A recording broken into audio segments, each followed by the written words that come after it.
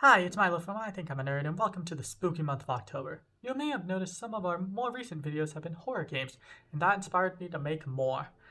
I have heard some people claim that Zor isn't a horror game, and I want you to know that he heard that. You may need to watch your back on Halloween. Since it's the month of scare, I decided to make a series of videos based on scary video games. To make this interesting, I decided to go to the Steam store page, sort horror games by review, and scroll all the way to the bottom. I grabbed the 5 worst horror games, and over the course of the month, I'll be playing all of them, ending with Steam's worst horror game ever. Kind of. I will be modifying it a little. But anyways, welcome to the worst countdown to Halloween.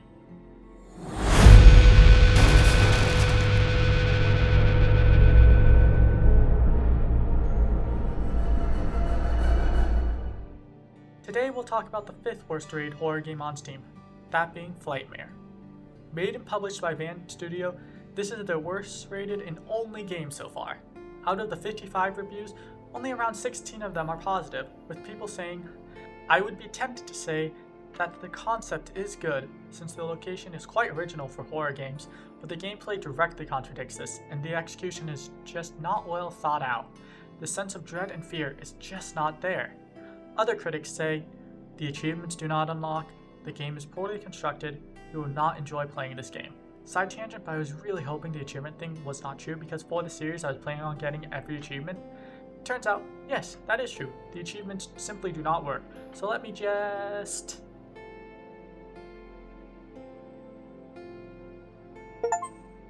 Anyways, I should probably tell you what this game is about. Flightmare is a horror game that takes place on an airplane, as you may have guessed. You start the game on a flight with the intro warning about multiple reports of planes going missing, and you eventually decide that you need to take a shit. You start scrolling on your phone while you do so, and it turns out you did something to single-handedly fuck everything up, and it's your fault that the plane got hijacked. You forgot to turn on airplane mode. The plane shakes, and you somehow fall over in the bathroom, and I just want to say real quick, I just simply don't know if there's enough room to fall over in a plane bathroom. Let me make you a quick diagram real fast. So if a plane bathroom is about 1 foot wide by 2 feet long, and about half of that is being taken up by the toilet, and another third is taken up by the sink, which I want to say that the game shows this, with your head literally almost touching the sink and maybe even clipping through it a little. Anyways, in order to fall down in a space like this, you need to fall like this. You fall like this and you eventually wake up. You open the door, and it is revealed that everyone is dead. And from this footage, you probably figured out what the biggest problem with the game is. You can't fucking see shit. Honestly, the hardest part for me is that I just could not see where I was going. It was so dark that I had trouble finding the flashlight. It doesn't help that with the default settings for my monitor size, it literally cut off like 1/8 of the bottom of the screen, and I couldn't read the controls, and I eventually gave up and made the game smaller so I could at least see the controls. But I still couldn't see anything else because the game was so dark, and now it's tiny. I literally turned up the brightness and the gamma on my monitor to see what was going on, and I will also do so in the footage, so at least you can see. After you wake up and open the door and realize how dark it is, you go to the back of the plane and you will encounter the only major monster, this guy. We'll call him Bob. Bob is interesting. He was never hard to dodge because he follows a very strict set path and has these incredibly loud footsteps so you can hear him from like a mile away.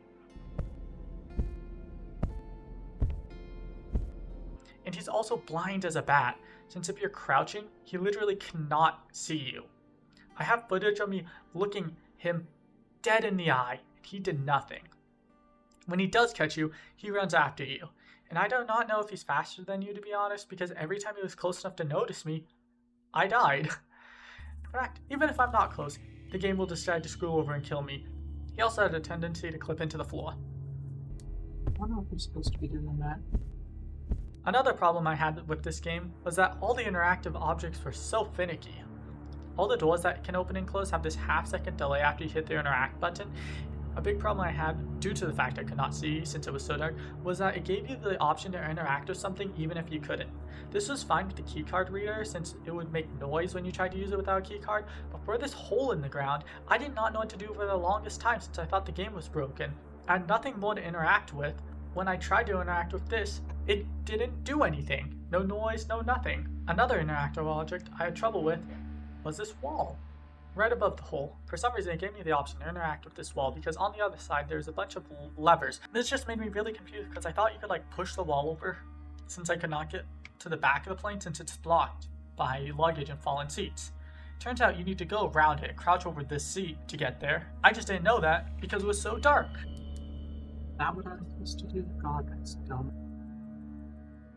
And now finally, I will begin talking about how to complete the game. First, you go through this door, where you see a dead flight attendant, a key, and a piece of paper saying there was only one parachute, which they for some reason circled. After grabbing the key, you use it to unlock this door with another dead person and another piece of paper. Screenshot this piece of paper because you'll need it in just a second. Go to the back of the plane by crouching over the seat and entering this room with all the levers on it, the one I mentioned earlier. Enter this number in fucking binary. I don't know how to do that, and I only think I'm a nerd. I don't know that for certain yet, so I just looked it up. Another side tangent, this is more my fault than the game's, but when I put the numbers in, I didn't realize that if a number is larger than 6 digits, you put the zeros before the 1. So I kept moving everything to the left, so instead of trying to put in 0, 0, 1, 1, 1, 1, I put in 1, 1, 1, 1, 0, 0. After you put in the code correctly, which you'll know you have because it will all turn green, you go upstairs and go to the front of the upstairs, where a flight attendant offers you a key card like she's a Chozo statue.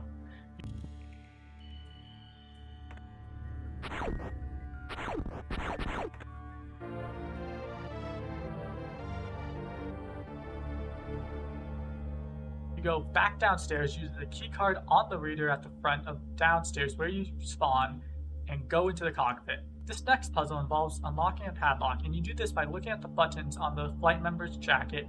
The number of triangles on their jacket is which spot on the padlock the symbol goes. This sounds like a fine enough puzzle, but again, I had trouble because I still couldn't see neither the buttons or the triangles on the pilot. I know I keep bringing it up, but the only reason I found this game annoying is because how dark it is. I couldn't figure out where I was going because I simply just couldn't see. If they made the game like 15% brighter, it would probably just have mixed reviews. I strongly believe the only reason this free game has so many negative reviews is because you can't see shit. After unlocking the padlock, you get a cube. And you go back to that thing I previously couldn't interact with and put a cube in it, which makes a portal. You go into the portal where people are pointing at numbers. Be careful, however, the one and only other monster is here. I only encountered him once, so I guess he's also slow, blind, and deaf like Bob. After you get all the numbers, you put them in a pin pad and it opens this dumbwaiter-like thing that sends you to the storage of the plane. You find the parachute in here, which causes the plane to crash or something since the plane gets all shaky and loud. Finally, go back up, go to this specific plane door, make sure it's not the other doors, those are super glued shut or something, and finally, the game is over. You jump out of the plane, hit like another plane, and die or something. I don't care, I'm just done.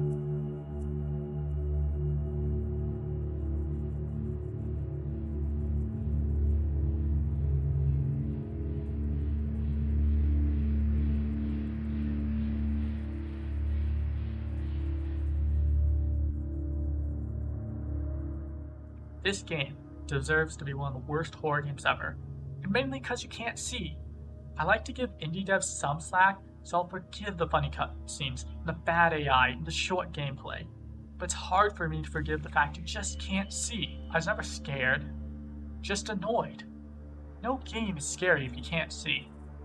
If I was playing Outlast with blindfold, I wouldn't be scared, just confused. That's like ruins the point of the lights in the game that sometimes dimly lit areas and then have darkness in others. And also why there's a tool to make you see in dark areas better. Well, even though there's a flashlight in this game, it's just not good enough because it doesn't shine a big enough area so you can properly see. If you want to play this game yourself, go ahead, it's free. You won't be scared. You get enraged, but that's it. I'm not surprised it's the 5th worst horror game on Steam. But anyways, I'll see you in a few days for the 4th worst rated game on Steam. But until then, goodbye. And always remember to turn on airplane mode if you're flying. Peace out, nerders.